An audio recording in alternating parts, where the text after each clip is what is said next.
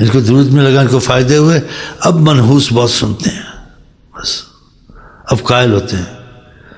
جس کو فائدہ پہنچے نا، فائدے کے بعد وہ پھر مانتا ہے۔ ابھی فائدہ پہنچا نہیں، پہلے اس کا ذہن خراب کیا لوگوں نے، ہر بات شرک، ہر بات وہابی، ہر بات وہابی نہیں ہوتی۔ جو چیز آقا جی منع کریں اس کو دیکھنا ہے، یہ سجدے نہیں کرنے ہیں، کیونکہ قرآن میں ایسے آئے، بولو ان کی شریعت میں تھا، ہمارے آقا حضرت محمد صلی اللہ علیہ وسلم ہمیں نہ یوسف کا تصور کیا نہیں کیا، نہ آدم کا تصور ہے، نہ کلیم کا تصور، نہ خیال طور موسیٰ، میری آرزو محمد، میری جستجو مدینہ۔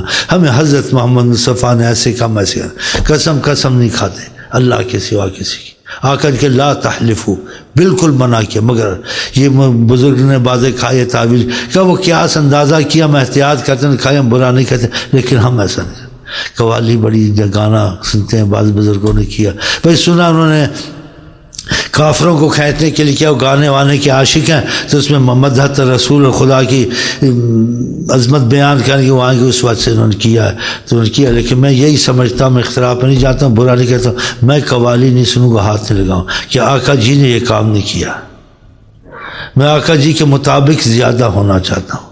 قوالی سنت رسول ہے، کوئی کہہ سکتا ہے سن صحابہ؟ بتائیں آپ، ایسی چیزوں کو لانا، اس پہ جبر کرنا، قوالوں کے ایسے کام نہ کریں۔ ہاں جو آقا جی نے معاملہ کیا وہی کریں، اسی میں آپ کی نجات ہے۔ آقا جی کا ما انا علیہ و اصحابی، جس پر میں ہوں میرے صحابہ وہ نجات پائیں گے، تو صحابہ نے یہ کام نہیں کیا۔ ہم آقا جی کے لیے ساری عمر کے لیے میلاد میں کھڑے ہونے کے تھے، ہم نہیں کھڑے ہوتے، آقا جی نے ایسے نہیں کیا، صحابہ نے نہیں کیا۔ یہ جو نہ کر اس کو گالیاں، یہ بے ادب گستاخ ہے، آقا جی نے ایسے کیا؟ بعض بزرگوں نے کیا، محبت شوق سے کیا، بزرگ تو اپنے کو خدا بھی کہہ دیتے ہیں، بزرگوں کا کون مقابلہ کرے؟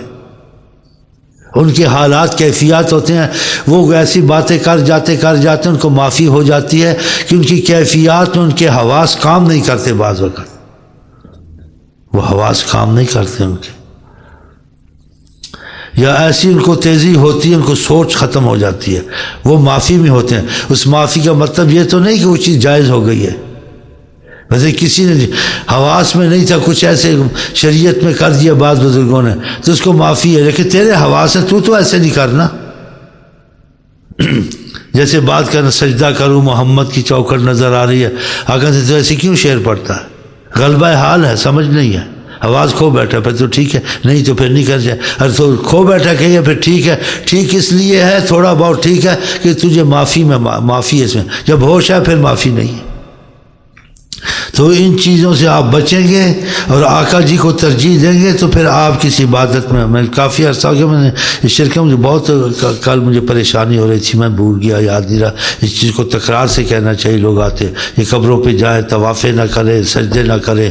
آقا جی سے پوچھا گیا، پہلے قبروں پہ منع کیا، نہ چادریں چڑھانے کا سکھایا ہے، نہ یہ سب مولویوں نے نکالا ہے، نہ اتنے لمبے فاتحے سکھائے ہیں کہ اتنا پڑھو تو پھر ثواب پہنچتا، نہیں پڑھو تو نہیں، یہ سب مولویوں نے اپنی دیگڑی بھر کے لے جاتے ہیں، باہر پڑھو، پھر پتہ نہیں ادھر سے لاؤ، پھر اس میں پتہ نہیں کہ بیچ میں رکھو، پھر جا کے دیچکی میں ڈالو، پھر اتنے لمبے نہیں ہیں، پھر اتنے لمبے فاتحہ نہیں۔ آپ نے اگر نیت کر لی اس کا ثواب میں اپنے ماں باپ کو کسی کو پکڑتا ہوں، کہا بھی تب بھی پہنچ جاتا ہے۔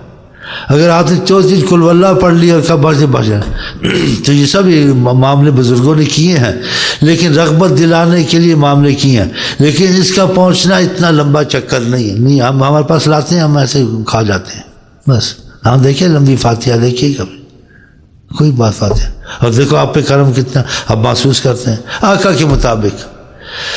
تو اس میں قبروں پہ جانا وانا بھی آقا جی نے منع فرمایا تھا۔ پھر کہا تم کو موت یاد دلائے گی، پھر کہا وہاں کیا کرو، اپنی حاجتیں مانگو، حاجتیں مانگے دعائیں بتائیے، اور حاجت تمہاری زیادہ پوری ہو، ایک دم خدا جلدی سے تم پر مہربان ہو جائے، وہ تہجد بتائیے، قبر نہیں بتائیے۔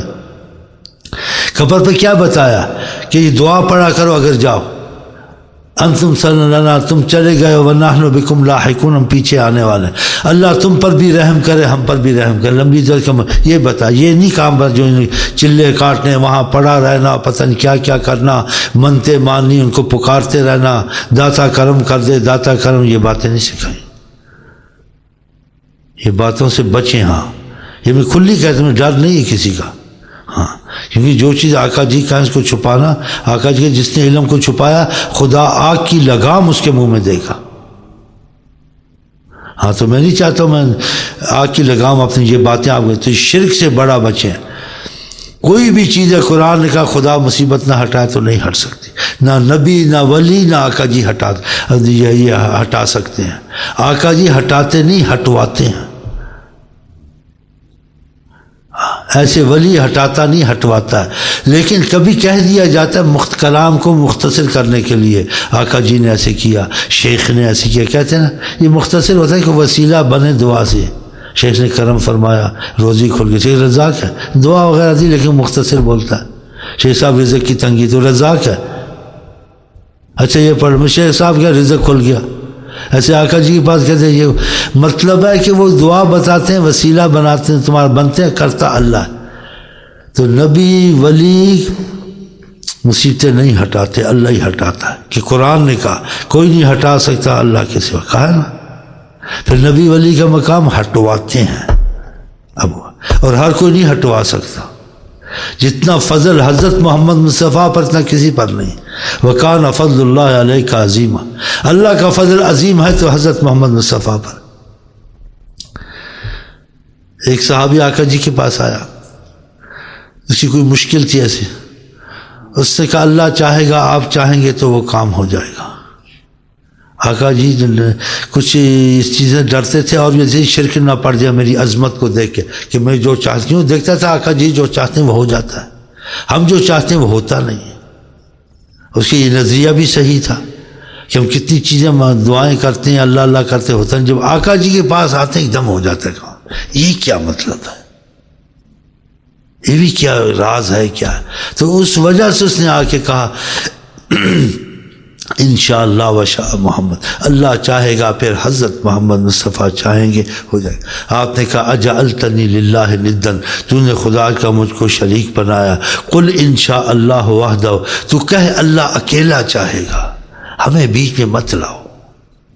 یہ احتیاطاً کہا، آپ کا تو بیچ میں نہ ہو تو مسئلہ ہی نہیں بنتا دین دنیا کا۔ قل انشاء اللہ وحدہ، اللہ اکیلا چاہے گا، ہماری بات چھوڑ دو۔